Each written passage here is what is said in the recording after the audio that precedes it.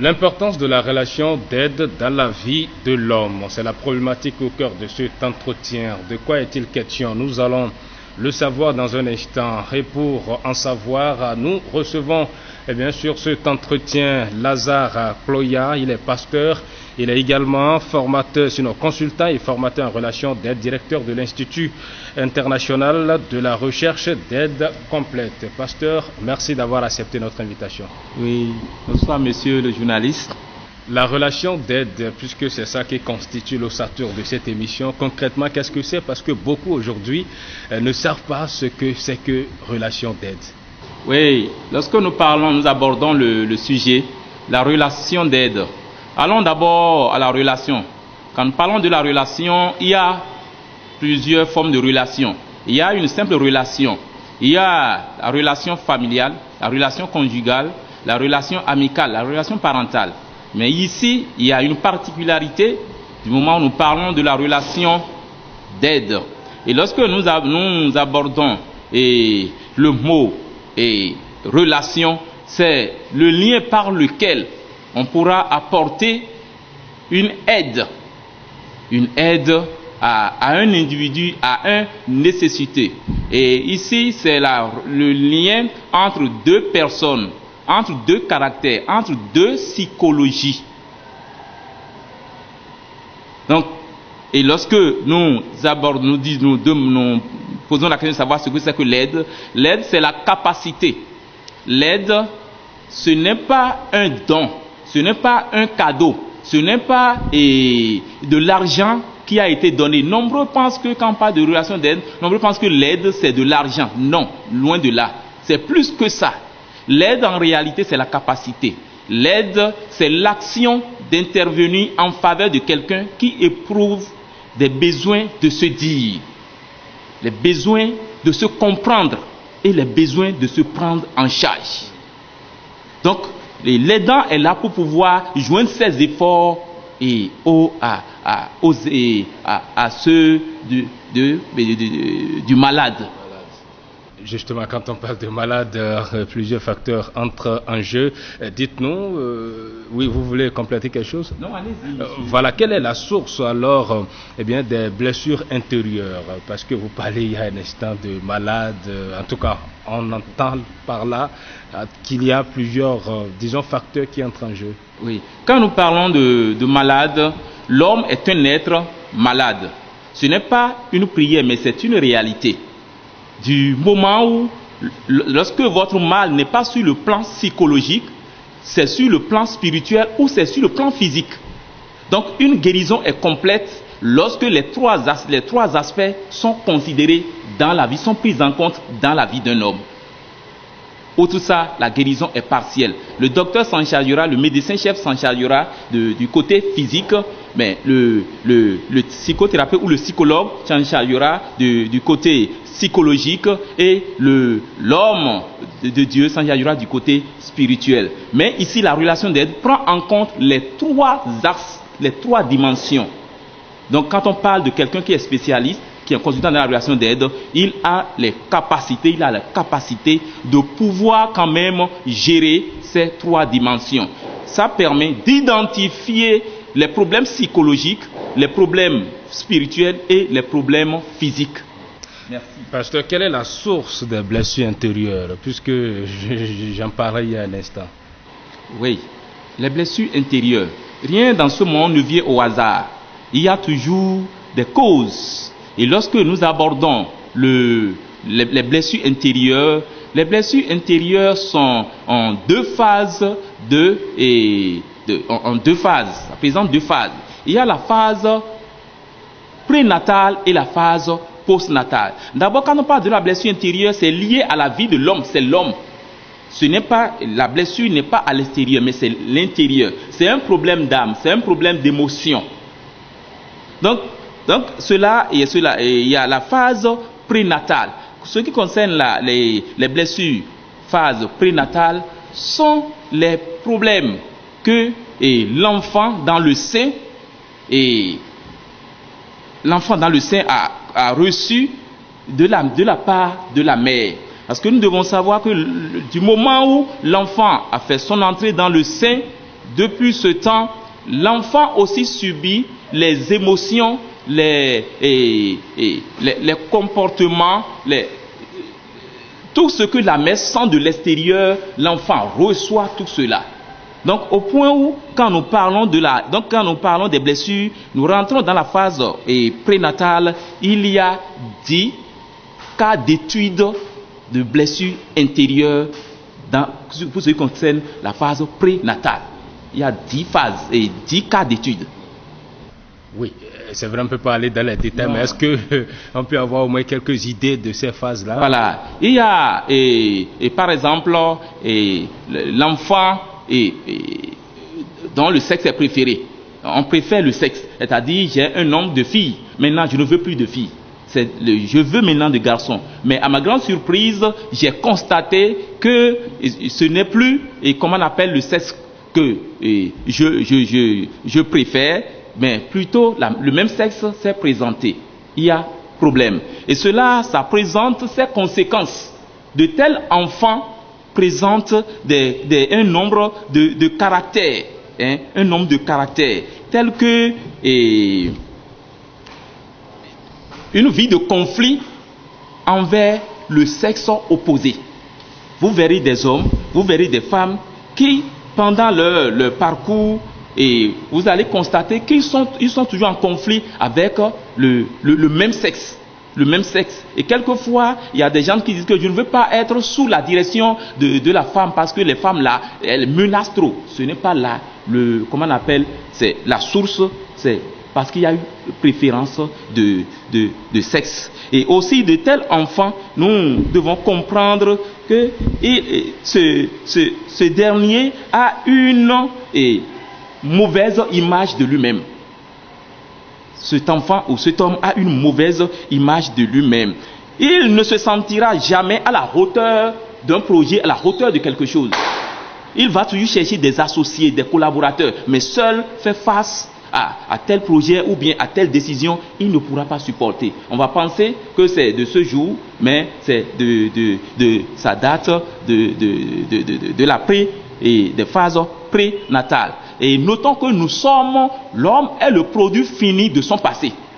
Quand vous voyez quelqu'un aujourd'hui qui présente des comportements et une personnalité difficile, ce n'est pas d'aujourd'hui, mais c'est d'hier. Et un spécialiste dans la relation d'aide est en mesure de vous définir où est-ce que cela a commencé et comment il peut l'aider à pouvoir s'en débarrasser. Du moment où le plus mauvais au monde peut être transformé. Quel qu'en soit son caractère, il peut être transformé. J'ai reçu plusieurs cas. Une adolescente de 16 ans qui se battait avec son père. Elle se battait avec son père. Quand le père prend le bâton, elle autre prend la chicotte. Mais le temps est arrivé où ils l'ont amené tout doucement. Nous avons commencé l'entretien. Et aujourd'hui, du retour de service, cette fille est la première à embrasser son père. Donc c'est un travail psychologique? Oui, c'est un travail psychologique. Spirituel. Il y a la psychologie et le spirituel. Parce que à un moment donné, lorsque vous faites la consultation, et c'est suite à la consultation que vous pouvez identifier à quel niveau se trouve le problème. Si c'est au niveau physique, ou si c'est au niveau psychologique, ou si c'est au niveau spirituel. Et c'est suite à ça maintenant que vous pouvez poser le diagnostic et commencer l'entretien avec ce dernier. Donc ces situations-là existent parce qu'on entend souvent dire que les enfants qui frappent leur père ne sont pas dignes de ce père-là. Peut-être c'est des enfants, disons, récupérés qui n'appartiennent pas à ces parents-là. Mais en croire vos explications, c'est que c'est des problèmes déjà qui peuvent exister. Qui sont activés dès la base. Voilà. Concrètement, puisque vous parliez de cette blessure intérieure-là, quelle est alors son importance pour l'homme? Oui, et permettez-moi d'aborder une seconde un second cas d'étude. Le cas où l'enfant a eu des tentatives, on a eu des tentatives d'avortement ou le désir d'avorter. La mère a conçu l'enfant. Mais maintenant, soit c'est le père ou la mère, ou c'est au consensus des deux qu'ils disent qu'ils ne veulent pas, comment on appelle, d'enfant, qu'il faut avorter. Donc il y a des tentatives. Et ces tentatives agissent sur la vie de l'enfant. Ça a des impacts néfastes sur la vie de l'enfant. Donc, comme difficulté, cet enfant à un moment donné et à l'accouchement ne voudra pas, comment on appelle, descendre, sortir du sein de la mère. Donc il y a, cela donne comme impact, comment on appelle, l'accouchement difficile.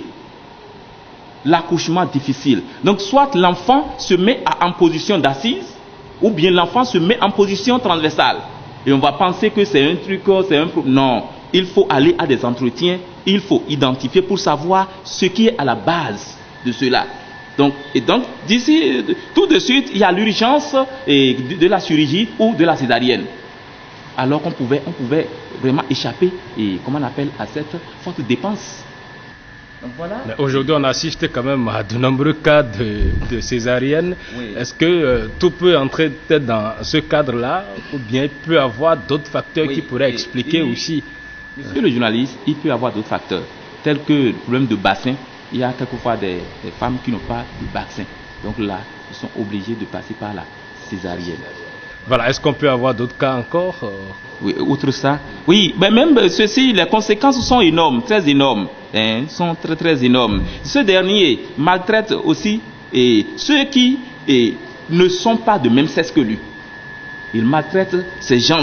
Et il a une vie de rigidité envers le père. Si c'est le père qui a activé, comment on appelle, la blessure, il a une vie de rigidité envers le père. Et si c'est la mère qui a activé, il a aussi une vie de rigidité envers, comment on appelle, la mère. C'est en ce temps que l'enfant ne veut pas s'entendre avec celui qui a activé la blessure. Et vous allez penser que c'est d'autres problèmes. Non, allons à l'entretien, faisons appel à la relation d'aide qui pourra nous sauver de ces cas et de ces situations. Est-ce qu'il y a d'autres cas où on aborde maintenant son importance dans la vie de l'homme? Oui, la relation d'aide est très importante dans la vie de l'homme. Elle est nécessaire dans la vie comment on appelle, dès la conception et dès aussi la phase post-natale dans la vie de l'homme. La relation d'aide permet la maturité de l'homme. Quand nous parlons de la maturité, l'âge ne fait pas la maturité. Non, l'âge ne fait pas la maturité. Donc il y a des gens qui sont âgés mais qui ne sont pas quand même matures. Quand on parle de la maturité sur le plan physique, sur le plan psychologique, sur le plan spirituel. Il y a des gens qui se sont déjà mariés, mais cependant juste là, l'un est toujours dépendant de l'autre parce qu'il y a problème de maturité qui se pose. Donc la relation d'aide amène l'homme, aide l'homme à la maturité et rend l'homme plus humain. Plus humain. Rend l'homme plus humain. Donc la relation d'aide, et lorsque nous continuons, la relation d'aide permet une bonne collaboration et communication entre l'autorité, entre les subordonnés et entre les différents, comment on appelle, personnalités d'une société ou de la famille. Donc la relation d'aide a une grande importance dans la vie de l'homme. Et au nom de ces objectifs, nous pouvons aussi comprendre qu'elle contribue à la guérison intérieure. Vous savez, lorsque vous êtes blessé, vous avez une blessure. Il y a plusieurs formes de blessures. Il y a la blessure de justice, la blessure d'injustice, la blessure de rejet, la blessure d'humiliation. Il y a aussi la blessure, pour ne citer que ça. Donc il y a au moins 5 formes de blessures. Donc lorsque vous êtes blessé et que vous ne pardonnez pas et que vous ne laissez pas, vous ne ferez que blesser aussi tous ceux qui seront sur votre passage. Vous êtes en ce temps, permettez le terme, comme un chien enragé. Lorsque vous êtes une autorité et que vous êtes blessé, vous ne ferez aussi que blesser vos subordonnés. Lorsque vous êtes à la tête d'une société ou le chef d'entreprise, même dans la famille, lorsque le père de famille est blessé au dehors et qu'il ne laisse pas et vient à la maison à moins de gestes, il va commencer par blesser sa femme et aussi les enfants. Donc il est nécessaire de connaître, comment on appelle, d'aller à la guérison de la blessure intérieure. Donc quand nous parlons comment on appelle, de la blessure intérieure, nous devons aussi comprendre qu'elle permet à l'homme la transformation du caractère, comme je l'ai dit. la relation d'aide permet permet la transformation de l'homme dans la guérison, dans l'état de la guérison. Parce qu'il faut la guérison, la transformation et la restauration de l'homme. Il faut la guérison. Sans la guérison, il ne peut pas avoir de transformation. Et sans la transformation, il ne peut pas avoir la restauration dans la vie de l'homme. Donc, il faut ces trois étapes pour ce qui concerne cela. Outre, la relation d'aide fait l'accompagnement psychologique, spirituel de tout nécessiteux. L'accompagnement psychologique, spirituel et physique. Du moment où je dis physique, du moment où la psychologie et le spirituel ont une grande influence sur le physique. Il y a des mots qui sont d'origine psychologique, qui va se répercuter, influencer le physique. Et vous allez commencer par traiter le physique. Mais en réalité, ce n'est pas le physique qui doit être traité. En ce temps, on dira que le docteur est incapable de remédier à ce problème. Mais allons sur les autres champs. Donc, outre ça, la relation d'aide, et nous devons comprendre qu'elle forme de façon qualitative et les relais communautaires et les moniteurs des orphelinats, des garderies, des conseillers et qui d'autre encore. La relation d'aide permet la relation d'aide fait la formation des leaders et aussi des gens qui ont des caractères qu'on dit que vraiment il ne peut jamais transformer, il ne peut plus être transformé. Non, il peut être transformé par la formation de la relation d'aide. Ce dernier sera transformé. Et notons que la seconde phase dont je parle, c'est-à-dire la formation, la relation d'aide forme les conseillers d'orientation.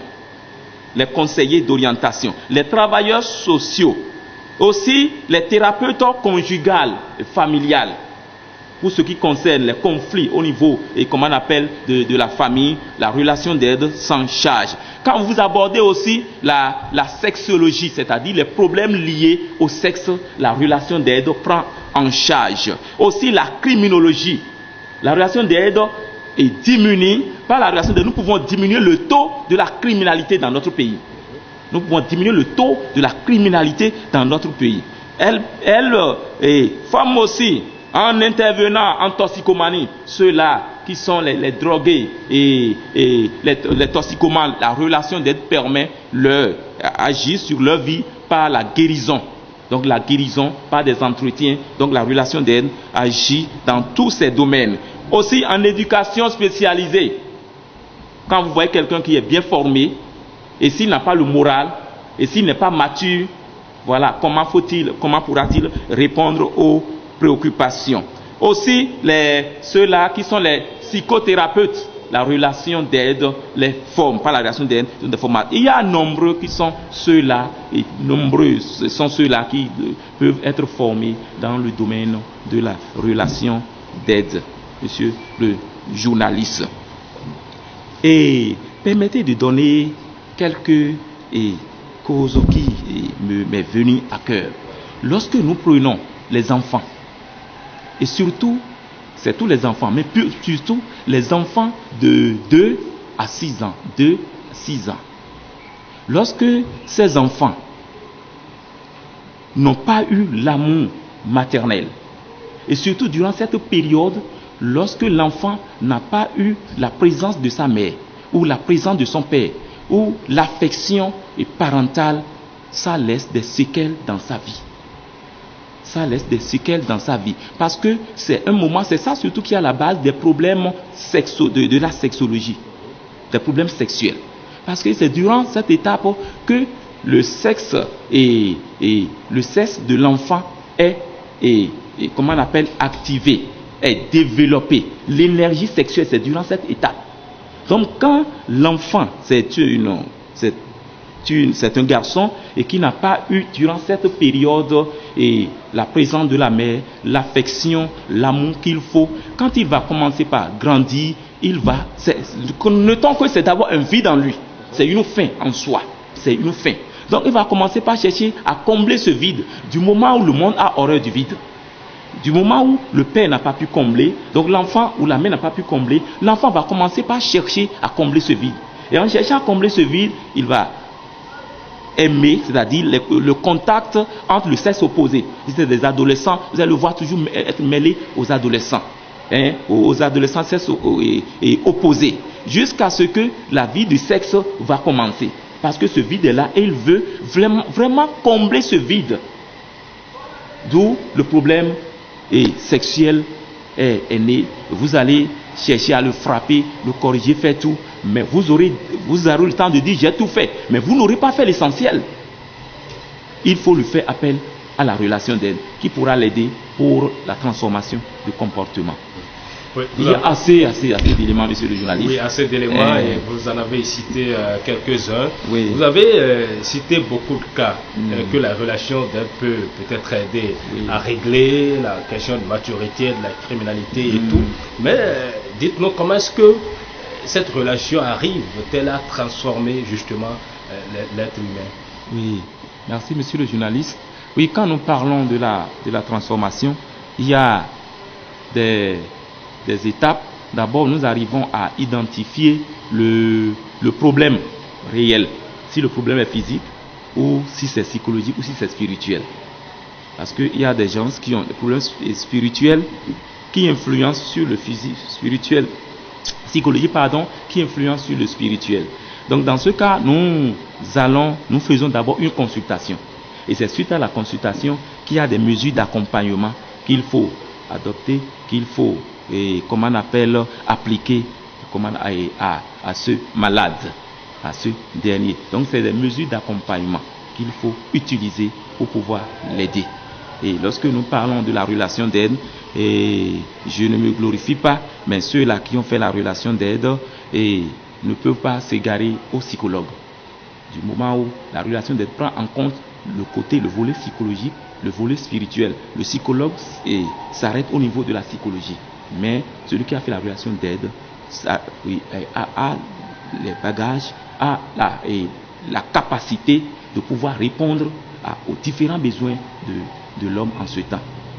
Donc ce n'est pas des entretiens, monsieur le journaliste, ce n'est pas des entretiens que nous pourrons quand même aller aider nos frères à connaître la transformation et la guérison, la transformation et la restauration. Voilà, vous êtes dans ce domaine au Bénin. Est-ce que, en tout cas, beaucoup ne connaissent pas trop ce que c'est que la relation d'aide. Est-ce que vous avez l'impression que vous êtes connu et vos services sont souvent sollicités? Et dites-nous où vous intervenez concrètement pour pouvoir régler des problèmes sociaux que nous rencontrons.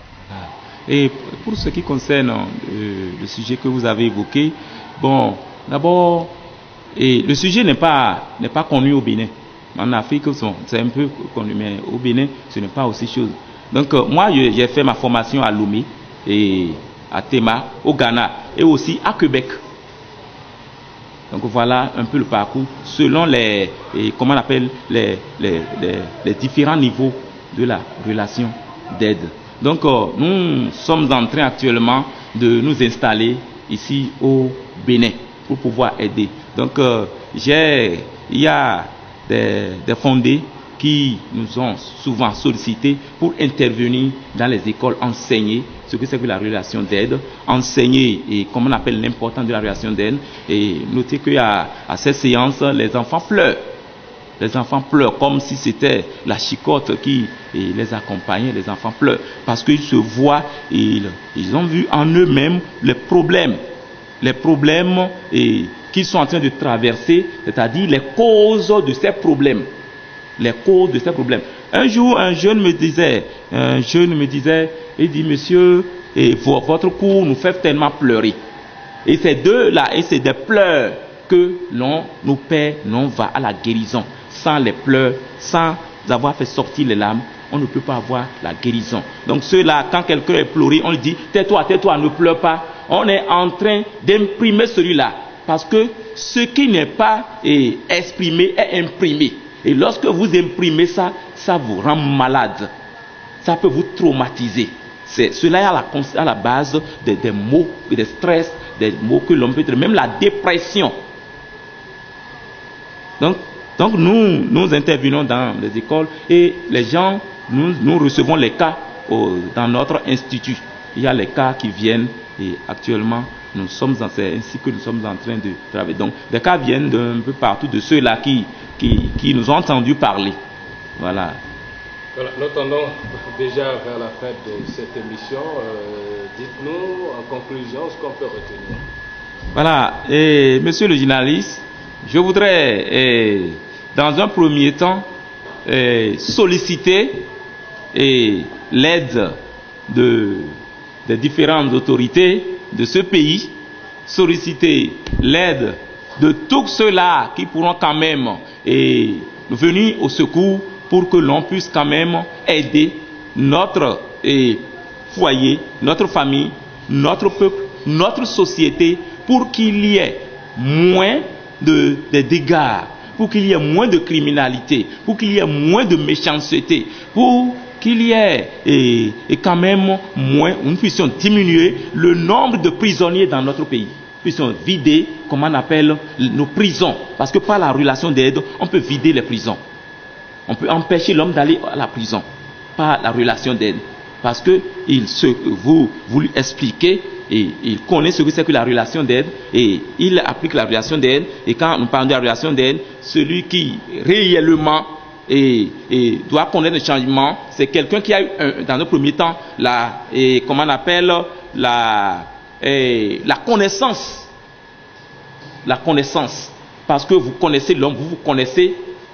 C'est vraiment, vous pouvez aider les autres. Donc sans la connaissance, sans le savoir-être de la relation d'aide, vous devez vivre la relation d'aide. Et à part ça, maintenant, aider les autres pour leur transformation. Donc nous voulons solliciter tout le monde à pouvoir passer par ces étapes de la transformation pour pouvoir aider un grand nombre, pour aider le reste, pour que ces dégâts, ces choses qui amènent, et ces facteurs qui amènent les hommes dans les prisons puissent quand même diminuer dans notre pays. C'est bien possible, monsieur le journaliste. Lazare Cloya, pasteur, consultant et formateur en relation d'aide. Le thème de cette émission, c'était justement l'importance de la relation d'aide dans la vie de l'homme. Mesdames, Messieurs, la relation d'aide, c'est une discipline très peu connue au Bénin, mais qui peut participer à régler des problèmes sociaux, notamment accompagner les hommes à avoir plus de la maturité, réduire la criminalité dans la société, ainsi de suite. Merci en tout cas à toutes et à tous de nous avoir suivis et restez en compagnie de nos programmes.